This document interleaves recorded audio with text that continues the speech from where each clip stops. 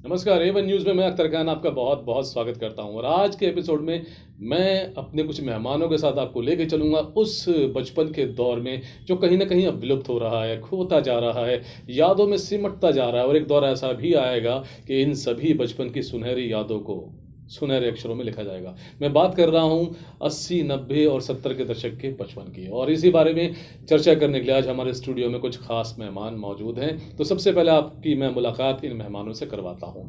सबसे पहले हमारे स्टूडियो में मौजूद हैं एडिटर इन चीफ एवन न्यूज़ वरुण कथूरिया।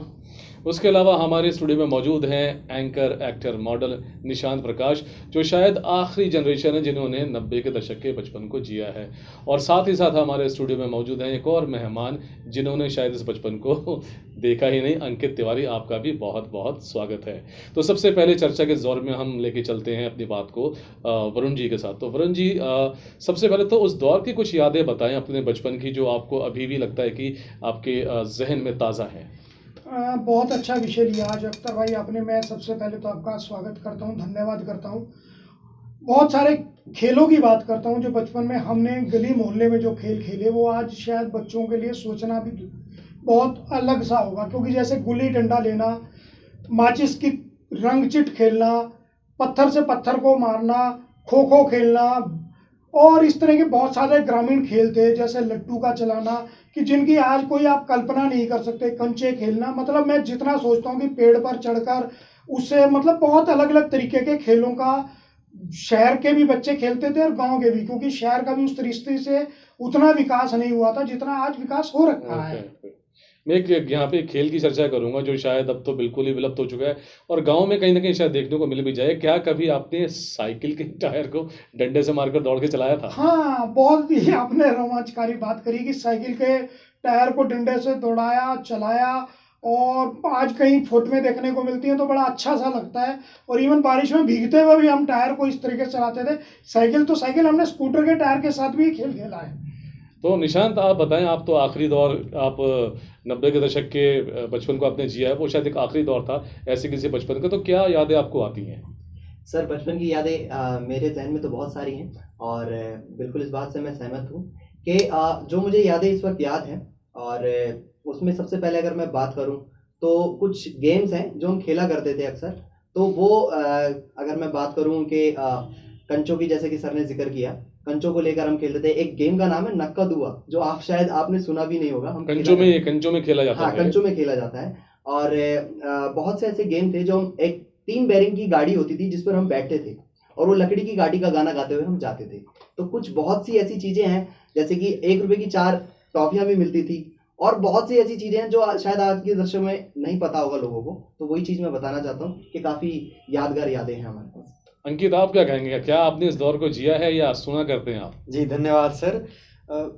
मैं पूरी तरह से तो जिया नहीं हूँ इस दौर को, लेकिन जहाँ तक मैं ग्रामीण क्षेत्र से हूँ तो गाँव में अभी भी थोड़ी बहुत ये सब चीज़ें हैं, जैसे टायर को चलाना और उसके बाद खो-खो का बस नाम सुन के रह गया। मैंने खो-खो कभी खेला नहीं है। खो-खो मैंने अपने बस परिवार वालों से सुना है, पापा जी से सुना है कि हाँ, वो खो-खो खेला करते थे, लेकिन हमारे लिए तो ये एक सपना ही बन के रह गया। और आजकल के लोगों के लिए तो, और जो मेरे शहरी मित्र हैं जो मेरे उम्र के हैं, उनके लिए तो आप पूछिए ही मत। वो तो टायर वाले भी खेल नहीं खेले हैं, ना ही उस तरीके से कबड्डी और ये सब भी खेले हैं वो। वरुण जी, आपका और हमारा एक दौर हुआ करता था और वो कमाल का एक दौर था। उस ज़माने में कॉमिक्स बहुत आया करती थी और वो हमें एक ऐसी अनोखी दुनिया में ले जाती थी जिसको सिर्फ हम कल्पना करके ही रोमांचित हो उठते थे। जैसे कि चाचा चौधरी हुआ, बिल्लू, पिंकी, रमन, नंदन कॉमिक आती थी, चंपक वगैरह। तो इस दौर के बारे में भी कुछ बताएं आप। नहीं, बहुत अच्छी बात कही आपने। इस दौरान में जो मोटू पतलू से लेकर लोटपोट एक मैगजीन आया करती थी, मायापुरी की एक मैगजीन और हुआ करती थी जिसमें बिल्लू और प्राण के बनाए हुए कार्टून्स के बहुत सारे होते थे। इसके अलावा इंद्रजाल की मैगजीन्स आया करती थी जिसके अंदर वेताल हुआ करता था, बहादुर हुआ करता था, सबसे पुरानी कॉमिक्स मैगजीन्स। थी, हाँ। और इस तरह की उसमें बहुत ही बढ़िया चित्रों के माध्यम से कहानियां कही हुई होती थी और वही ऐसा एक बढ़िया सा दौर था। इसी से थोड़ा सा आगे बढ़कर जब हम चले तो मेरठ से बहुत सारे उपन्यास प्रकाशित हुआ करते थे जो बहुत रोमांचकारी हुआ करते थे, जिसमें वेद प्रकाश शर्मा से लेकर अलग अलग लेखकों के वो खत्म नहीं होता था, उसका अगले सीरीज के लिए हम इंतजार किया करते थे। ये चीज़ें शायद आजकल के बचपन में को मोबाइल और टीवी की और इस भागदौड़ भरी दुनिया ने खो दिया है, जो बच्चे ये चीज़ें शायद नहीं जान पाए या नहीं देख पाए। निशांत, आप क्या कहेंगे कि आपने उस कॉमिक्स के दौर को जिया है, देखा है? सर मैं बिल्कुल कहूँगा, उस वक्त जब मैं मेरी उम्र बहुत छोटी थी, 7 से 8 साल के करीब, तो कॉमिक्स जो थी वो थी बैटमैन और ही मैन। इन कॉमिक्स को मैंने देखा और मेरे घर में भी मौजूद रहती थी और मैंने इनको पढ़ा भी।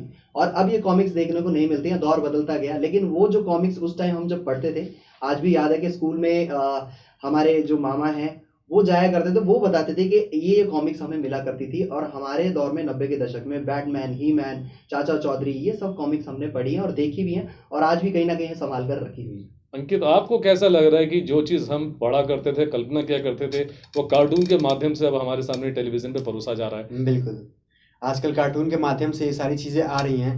बट मैं जब छोटा था तब कॉमिक्स तो नहीं, लेकिन एक बाल हंस करके आता था एक पुस्तक, पत्रिका उसको हम आती थी। खरीद के, हाँ, कहानी की किताब होता था, उसमें पजल वगैरह वो सब बने होते थे। वो वीकली आता था, 13 या 14 रुपए का, वो हम खरीदते थे और वो पढ़ते थे। बाकी आप लोग ने जैसे जिया है, जैसे पढ़ा है, वैसे तो हमारे लिए तो मतलब मुश्किल ही है। चलो उस दौर में एक बार हम आपको और लेके चलते हैं, और मैं बात कर रहा हूँ इस बार खेल वालों की, मदारी वालों की, तमाशे वालों की। एक ज़माना था, बहुत ज़ोर था इन लोगों का, आए दिन ये आया करते थे, कभी बंदर वाला, कभी भालू वाला, तो कभी ये दूसरे तमाशे वाले आते थे, और ये बहुत अच्छे तरीके से प्रेजेंटेशन देते थे, हंसाते थे, रुलाते थे, हिप्नोटाइज भी करते थे, डराते भी थे। तो सर, कुछ यादें हैं आपके जहन में अरे जो? सर, इतनी बेहतरीन यादें हैं कि मैंने लाइव, क्योंकि भालू को देखा हुआ है। आजकल के बच्चे शायद भालू को चिड़ियाघर में बंद पिंजरे में जरूर देखते होंगे। मैंने भालू के नाक में रस्सी डली हुई और कैसे भालू को लेकर वो नाच नचाता था, कैसे भालू उसके इशारों पे खेल करता था, कैसे बंदर बंदरिया को साइकिल में लेकर मदारी चला करता था और बंदरिया का श्रृंगार कर रखा होता था। और इसी तरह से वो डब्बे से सांप का निकालना, लेवले से उसकी लड़ाई कराना और कभी अपने जमूरे को गायब कर देना, मतलब रस्सी पे लड़की का चलना, मतलब ये चीज़ें वो दौर था जो आप कल्पना नहीं कर सकते। और क्योंकि इसका सबसे बड़ा लाभ ये होता था कि मोहल्ले में सड़क के ऊपर आकर वो जब ये तमाशा करा करते थे, तो ज़रूरी नहीं है कि सभी उसको पैसे दें। कोई 10 पैसे देता था, कोई 5 पैसे देता था, कोई घर से कटोरी आटा लाकर देता था। इस तरीके से होता था। और बहुत से बच्चे ऐसे हुआ करते थे जिनके पास पैसे नहीं भी हुआ करते थे, वो भी मुफ्त में इसका देखा करते आनंद उठा पाते थे। आजकल ये सब चीज़ें दुर्लभ होगी, क्योंकि बहुत सारे पर्यावरणविद, पशु प्रेमियों के कारण जानवरों पे इस तरह के अत्याचार की खबरें आने से, इवन मैंने वो दौर देखा है कि मोहल्ले के अंदर हाथी वाले आते थे, ऊंट वाले आते थे, जो बच्चों को हाथी पे, ऊंट पे सवारी कराया करते थे। आजकल आप हाथी की सवारी या ऊंट की सवारी, ये चीजें संभव नहीं मान सकते। प्लेसेस पे ही होती हैं। अच्छा, एक और मेरे को बात याद आ रही है, शायद मैंने तो देखा अपने बचपन में, पता नहीं आपने देखा है कि नहीं, बाइस्कोप। अरे वाह जो सर, हम कुछ ऐसे क्या वो करके देखा ऐसे करते थे। आंख लगाकर ऐसे देखना करना, और उसका जो वो रहता था, और वो चीज जब पीछे से चलाता था और गाने और चलते गाने थे। चलते थे, गाने के लिए वो उसके ऊपर ग्रामोफोन लगा हुआ होता था सर। हाँ। इवन बहुत से लोगों ने आज शायद ग्रामोफोन भी नहीं देखा होगा कि ग्रामोफोन भी अपने आप में एक सुई की नोक से कैसे उस प्लेट से म्यूजिक निकलता था। वो बहुत ही रोमांचकारी दौर था सर वो। निशांत, तमाशों के और ये खेल के किसी दौर को आपने जिया है जो आपके जहन में भी आता है?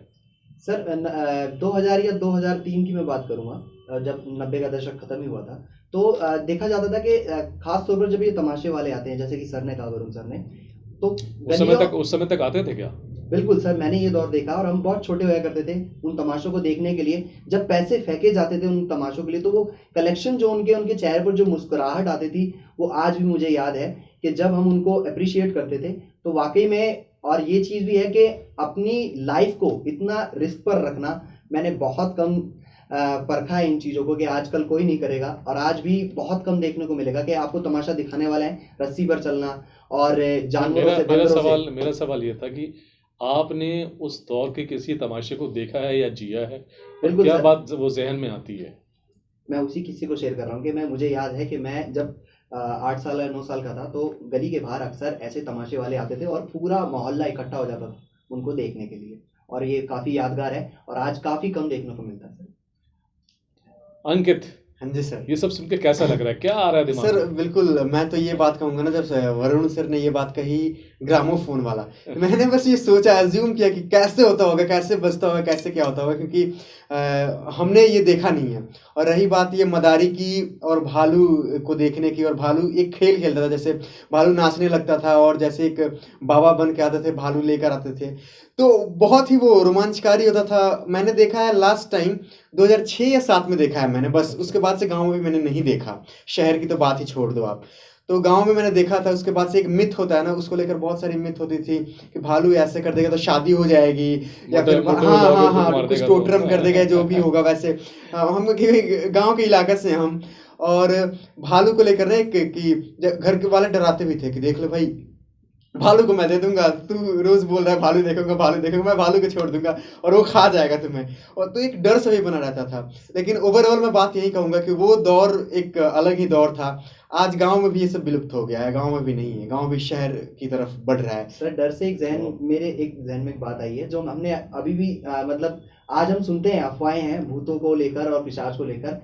हमने 2000 के समय में हमने वो चुड़ैल का किस्सा सुना कि प्याज वाली रोटी वाली, और काला बंदर आ जाता था। तो ये किस्से हमें काफी डराते थे। आज भी याद है कि मुझे बताया जाता है कि काला बंदर आपके एसी से भी अंदर आ सकता है, कूलर से भी आ सकता है। उस विषय का, इस बचपन के विषय से सर देखो, इसमें मैं रोकना कहना चाहूंगा कि हमने ना बचपन में अपने दादा दादी नाना नानी से बहुत अच्छी कहानियां सुनी है। जी बिल्कुल, बड़ी नैतिक कहानियां होती थी और उनका जो आनंद होता था।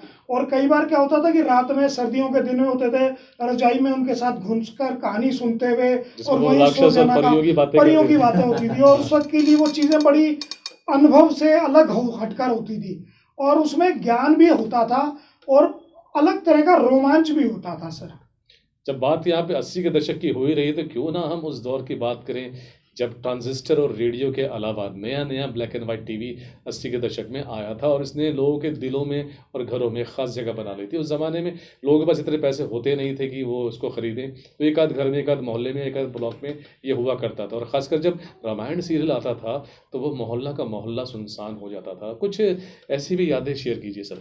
सर बहुत ही, आपने रामानंद सागर की जब रामायण आने शुरू हुई तो मुझे वो दौर याद है कि उसके लिए लोग थाली लेकर आरती के वो बनाकर रखते थे। जैसे ही वो शुरू होता था, टीवी की पूजा होती थी। उसमें टीवी में उनको साक्षात भगवान दिखते थे। बहुत से लोग अपने घरों के बाहर, दुकानों के बाहर टीवी लगा देते थे। रिक्शे वाले, आम आते जाते लोग सड़क के किनारे इकट्ठे हो जाते थे, और मतलब सड़कें सुनसान हो जाती थी।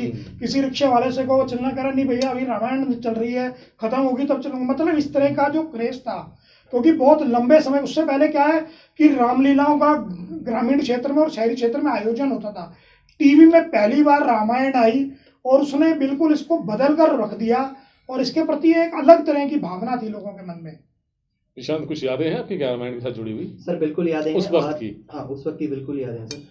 डीडी नेशनल पर रामायण लगातार टेलीकास्ट होती थी। जैसे कि सबसे पहले आई भी डीडी नेशनल, खैर वो आपके दौर में तो नहीं, लेकिन वो दूसरी बार जब रिपीट टेलीकास्ट आता था डीडी नेशनल पर, तो हमें मेरी मदर बताया करती थी कि बेटा ये रामायण 88 में प्रसारित हुई थी, और ऐसे ऐसे माहौल होता था जैसे वरुण सर कह रहे हैं।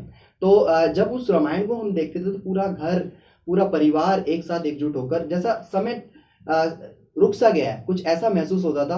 और वो यादें आज भी जहन में, और अभी भी हमने वाकई, अभी जब कोविड में जब हमने ये चीज़ें देखी तो ये वाकई में दोबारा से वही चीज़ें हमारे माइंड में आई कि अगर हमारे माँ बाप जब 88 में ये रामायण प्रसारित करी जाती थी तो कैसा माहौल रहा होगा, जो अभी भी हमने 2020 में देखा।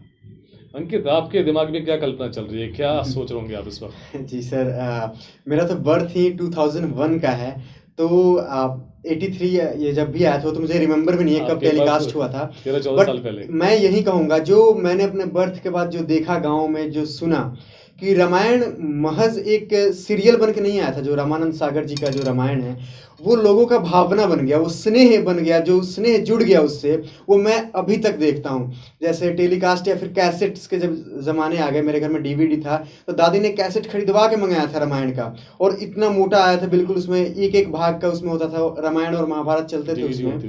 तो जो स्नेह जुड़ा था, जैसे जब सीता हरण होता है तो मेरी दादी बिलख पड़ती थी, एक रोना होता है ना, अंदर से रोती थी वो, कैसे मतलब एक रोना आ जाता था तो अगर उस दौर में तुम्हारी दादी रोती थी, सोचो जब वो 87-88 में आया होगा। बिल्कुल सर, बिल्कुल यही मेरा पॉइंट है, उस वक्त क्या हाल। मैं इसमें एक बात और कहना चाहूंगा उस दौर की, क्या कि सांझा चूल्हा हुआ करता था सर। मोहल्ले के अंदर एक जगह बड़ा सा एक अंगीठी या वो बना होता था, कोई भी अपने घर से आटा गूंदा हुआ आटा लाता था, रोटियां बना के ले आता था। एक एक घर जो अच्छी सब्जी और रोटी बनती थी वो पड़ोसियों को सर्व की जाती थी। एक दूसरे के घर बच्चे जाकर कभी भी किसी के घर भोजन कर लिया करते थे। आज़ादी थी। पीतल के बर्तन हुआ करते थे सर, जिसपे कलाई होती थी। शायद आज की पीढ़ी ने तो पीतल के वो बर्तन तो क्या कलाई होते हुए भी नहीं देखी होगी। और उन बर्तनों में नाम लिखवाए जाते थे, क्योंकि एक से दूसरे और दूसरे से तीसरे के घर बर्तन पहुंच जाते थे, तो नाम से वो बर्तन ढूंढ के वापस किए जाते थे कि अरे ये तो उसके घर के बर्तन। तो इस तरीके की जो परंपराएं थी, वो जो आपस में एक मेल जोल भाईचारा था, तो वो सब चीज़ें खत्म हो गई। इवन किसी के घर में कोई मेहमान आ जाता था तो पड़ोसी के यहाँ से 2 चारपाई ले आना, किसी के यहाँ से 4 गद्दे ले आना, मतलब ये चीज़ें आम बातें थी। अब लोग होटल में ठिकाते हैं, वो करते हैं। तब शादी ब्याह भी होता था, सब मोहल्ले के लोगों के घर ही रिश्तेदारों का ठिकाना। और कई बार मुझे वो दिन याद है कि सर हम बाहर घूमने गए हुए थे, मतलब घूमने मतलब कुछ घंटों के लिए गए हुए थे, तो हमारे कुछ रिश्तेदार घर पे आए, घर पे ताला था, तो पड़ोसियों ने उन्हें अपने घर टिका रखा था। जब हम 5 घंटे बाद आए तो हम जानकर हैरान थे कि मतलब उनके साथ भी उनका इतना मित्रवत व्यवहार था कि उनको चाय पिलाई, उनको भोजन कराया। मतलब ये जो एक आत्मीयता के संबंध थे, ये सर अब खो गए हैं। अब जो है दुनिया बदल गई है सर। जी हाँ, अब दुनिया बदल गई है, बचपन बदल गया है।